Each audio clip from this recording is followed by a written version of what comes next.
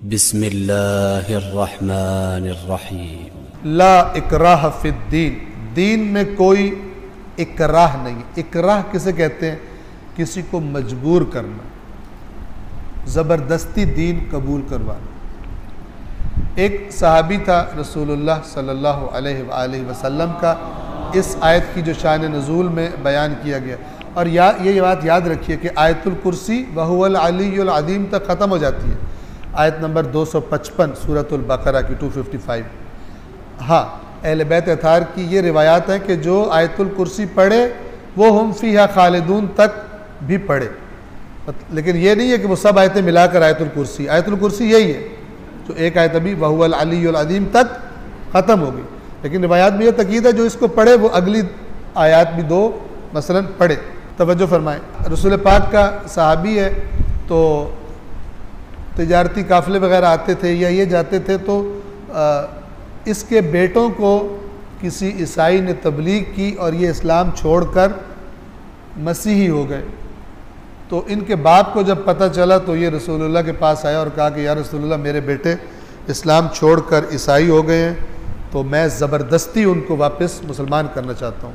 تو یہ والی آیت ہوتی ہے لا اکراہ فی الدین، ٹھیک ہے، وہ اگر مجبوری نہیں ہے، زبردستی مسلمان کسی کو نہیں کیا جائے گا۔ لا اکراہ فی الدین، دین میں کوئی جبر و اکراہ نہیں ہے۔ قد تبین الرشد من الغی، یقیناً رشد واضح ہو گیا ہے غی سے۔ رشد اور غی میں کیا فرق ہے؟ جب انسان صحیح راستے پر، جس راستے پر چلنے میں ترقی ہے، منزل کے قریب پہنچے گا، کمال کی طرف حرکت کرے گا، اس کیفیت کو رشد کہتے ہیں، اس کیفیت کو رشد کہتے ہیں۔ اور اس کا برعکس کیا ہے؟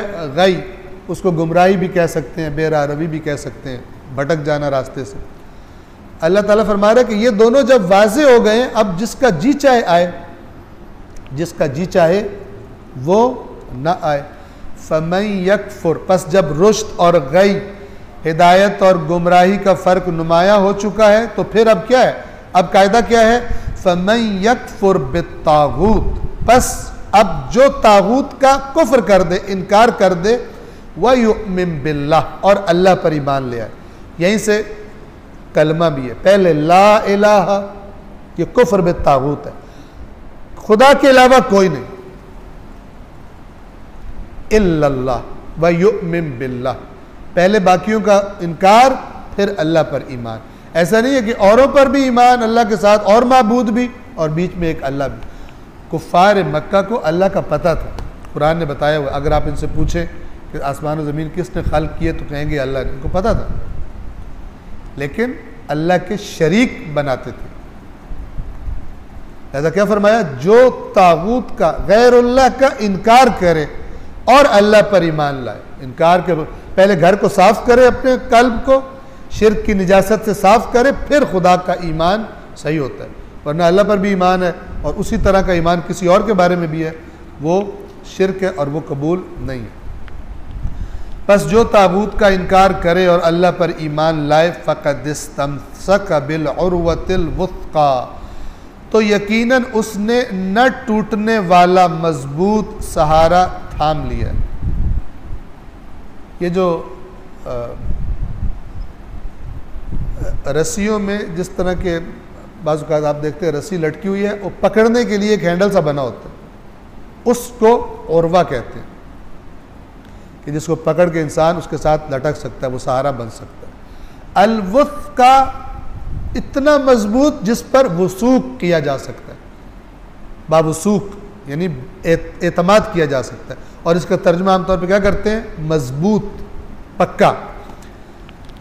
جو طاغوت کا انکار کر دے اور اللہ پر ایمان لے آئے تو یقیناً اس نے نہ ٹوٹنے والا مضبوط سہارا تھام لیا۔ واللہ سمیع علیم، اللہ بہت سننے والا اور بہت خوب علم رکھنے والا ہے۔ یعنی ہم نے ہر چیز واضح کر دی ہے، اب کسی کو مجبور نہیں کرنا کہ آئے تو اپنی مرضی سے، نہیں آتا تو وہ بھی اپنی مرضی سے اختیار۔ اور آپ سوچیں، تصور کریں، زبردستی جس کو دین پر لایا جائے وہ منافق تو بن سکتا ہے، چونکہ دین تو دل میں اترے تب دین ہوتا ہے، ورنہ منافق بن جاتا ہے۔ لہٰذا کوشش کرنی چاہیے اولادوں کے بارے میں بھی کہ اپنی اولادوں کے بارے میں ان کو اچھی طریقے سے ترغیب دی جائے نماز کی، اور نہ کہ پہلے ترغیب دی نہیں ہے، اب بعد میں اچانک خیال آیا، ڈنڈا لے کے ابا کھڑے ہو گئے ہیں کہ نماز نہیں پڑھے گا تو میں تجھے نہیں چھوڑوں گا۔ اب یہ نماز کا دشمن آپ بنائیں گے اس کو مثلا، ٹھیک ہے، کہ سٹارٹ ہی آپ یہاں سے لے لیں۔